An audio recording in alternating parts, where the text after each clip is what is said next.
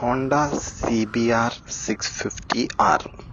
Latest generation 2025 model. World wide release 2024 but ഇന്ത്യയിലേക്ക് വന്നത് 2025 and ഇപ്പൊ ലോഞ്ച് ആയിട്ട് 1 മന്ത് ആയതേ ഉള്ളൂ. സോ ഇതിന്റെ ഹോട്ട് സെല്ലിംഗ് പോയിന്റ് എന്ന് വരുന്നത് ഇതിന്റെ ഈ ഒരു എഞ്ചിൻ സൈഡ് തന്നെയാണ്. 649cc ഇൻലൈൻ 4 DOHC എഞ്ചിൻ ആണ് വരുന്നത്. നമുക്ക് ഈ സൈഡിൽ നിന്ന് നോക്കുമ്പോൾ തന്നെ ആദ്യം കാണുന്നത് ഇൻലൈൻ 4 എക്സോസ്റ്റ് ആണ്.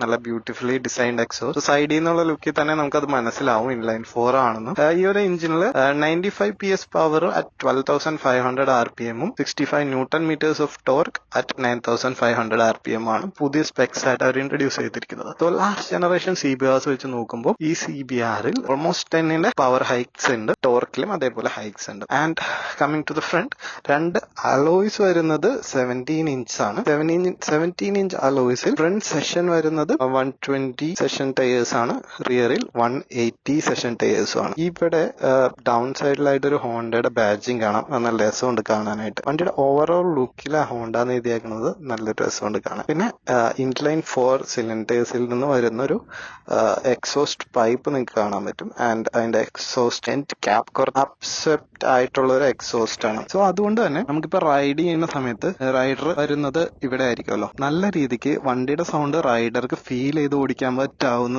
തരത്തിലാണ് ഇത് ഡിസൈൻ ചെയ്തിരിക്കുന്നത് എന്ന് എനിക്ക് തോന്നിയിട്ടുണ്ട്. സോ അത്രയൊക്കെയുള്ളൂ സൈഡ് ആൻഡ് ഇനീഷ്യൽ ലുക്സിൽ നിന്ന് നമുക്ക് തോന്നുന്നത്. ഫ്രണ്ടിൽ നിന്ന് നോക്കുന്ന സമയത്ത് നമുക്ക് ടോപ്പിൽ നിന്ന് തുടങ്ങിയാൽ ഇവിടെ ഒരു ട്രാൻസ്പെറന്റ് വൈസർ കാണാൻ പറ്റും. അതില് ഇവിടെ ഒരു ഹോണ്ടയുടെ ബാഡ്ജിങ് വരുന്നുണ്ട്. പിന്നെ 2 മിറേഴ്സ് കാണാൻ പറ്റും. ഇത് നോർമൽ എനിക്ക് തോന്നുന്നു ലാസ്റ്റ് ജനറേഷന്റെ സെയിം മിറേഴ്സ് തന്നെയാണ് വരുന്നത്. ഫ്രണ്ടിൽ നോക്കുവാണെങ്കിൽ ഒരു ഡിസൈൻ എലമെന്റ് കൊടുക്കുന്നുണ്ട്. ഫയർ ബ്ലേഡ് 1000RR സിമിലർ ആയിട്ടുള്ളൊരു ഡിസൈനാണ്. അതേ ഒരു ലുക്കിൽ തന്നെയാണ് വണ്ടി പൊതുവെ ഉണ്ടാക്കിയിട്ടുള്ളതും. പിന്നെ താഴേക്ക് വരുവാണെങ്കിൽ നമുക്ക് ഇതിന്റെ DRLസും ലൈറ്റ്സും കാണാൻ പറ്റും. ഇതിന്റെ ലൈറ്റ്സ് എന്ന് പറയുന്നത് ഇവിടെ ഒരു പാർക്ക് ലൈറ്റ് ഉണ്ട്, നിങ്ങൾക്ക് കാണാൻ പറ്റും.